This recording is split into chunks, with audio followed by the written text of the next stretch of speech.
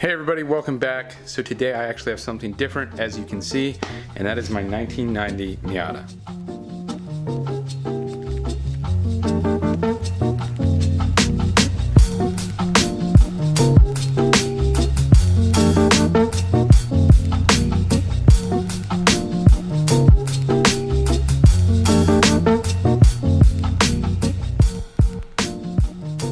So behind me is my 90 Miata that I picked up about 5 years ago from the original owners.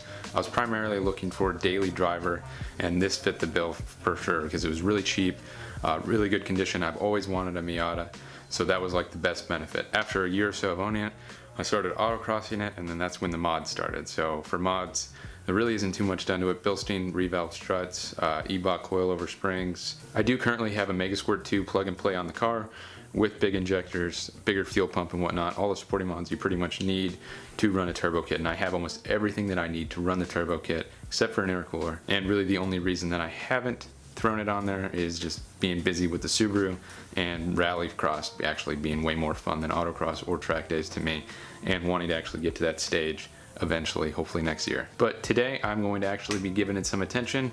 The brakes on this thing are terrible. I've never touched them. I've put 40,000 miles on it, stock brake pads, a couple of track days, and some autocross events. The pads are pretty much toast. You can't even lock up these tires at all because they're so sticky. So it's pretty much you just push as hard as you can with the pedal and hope you stop in time. So it's pretty annoying when you're actually racing, and it's not like the best to daily drive on. Alright, so here's what I actually have that's going on the car today. I've got some 1.8 liter Miata brakes from a newer Miata. They're not the sport brakes that are bigger. They're just the piston sizes are a little bit larger, but with these you can run a larger rotor, and that's what I have here. I just got some decent blanks and then some really good pads. These pads are in like the autocross type temperature range, so they heat up fairly quickly. And they don't have a very high threshold, but primarily the car's used for autocross and only at random track days, so it really won't see that much high heat. And then I also have some good stainless brake lines and some good fluid that we're going to throw in there.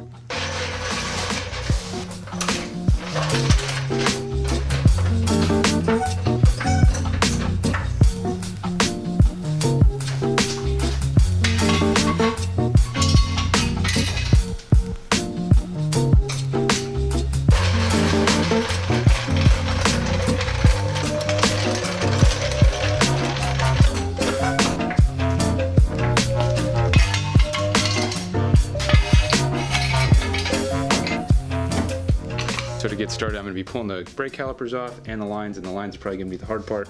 I do have a line wrench, so hopefully that'll keep me from rounding these fittings, because they do like to stick on old cars, and this is a 90, so we'll see how well it goes, but hopefully they come off all right. We'll see.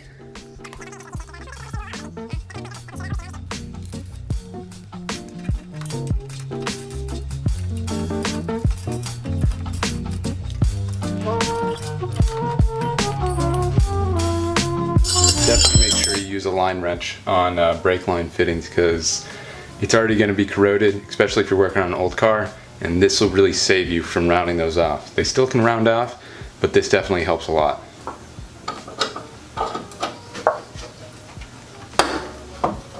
Whew. Broke free easily, so hopefully they're all like that.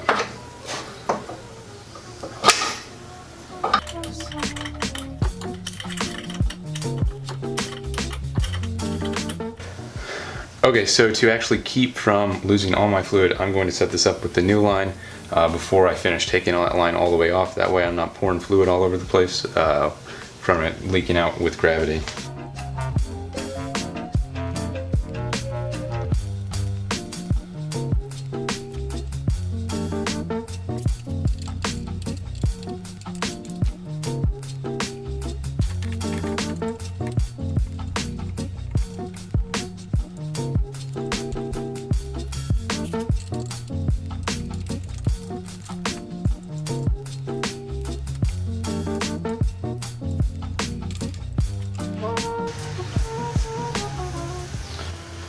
Alright, got the line on.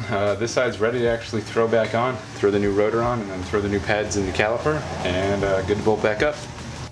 So a lot of the times when you take your brake caliper off, you're gonna have to push the piston back in because it'll naturally just rise back out after it sits without any pressure holding it. And to do that, I usually just use like an old brake pad to actually put on there, and then like a C-clamp to actually tighten it and squeeze it back in.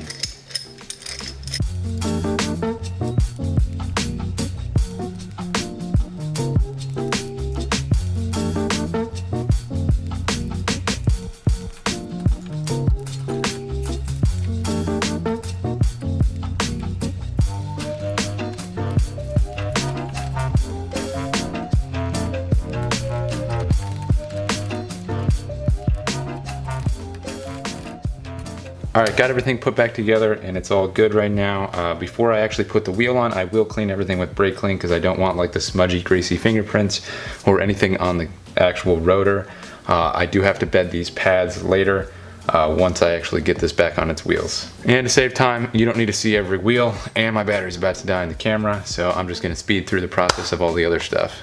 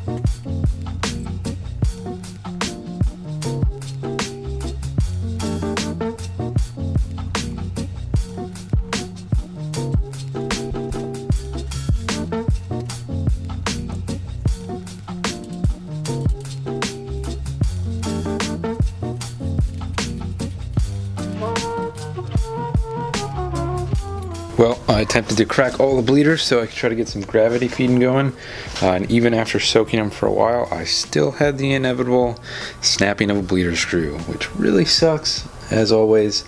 Alright, got the bleed screw out and a new one in. It was a major pain in the butt. I had to go to a hardware store and actually get an easy out, but ended up getting it out. So now, since I don't have any helpers right now, I'm going to break out my redneck power bleeder. So this is my awesome power bleeder attachment that I have. So this is just a random piece that I had from my shop vac that I didn't need, that can go on a hose. I plugged up the ends, put this hose going through it, and it just picks up this fitting right here on this little canister, and it'll pull from the bleeder screw on the other end of the hose and fill up this container.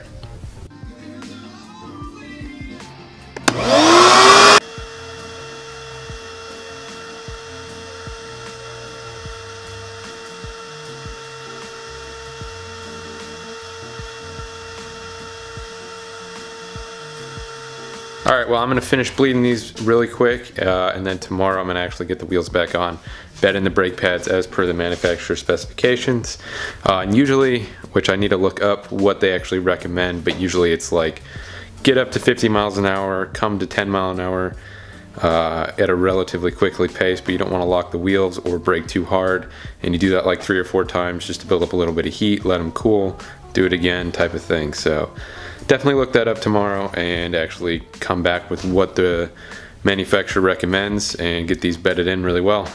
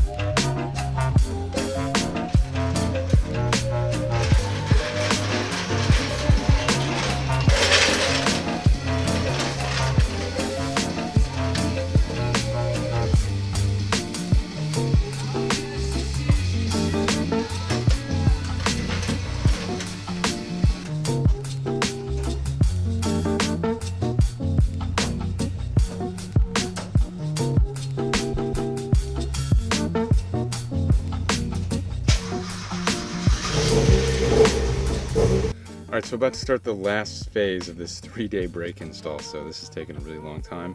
Really shouldn't have, but things started breaking, brackets got mixed up and whatnot, but not a big deal, got it done.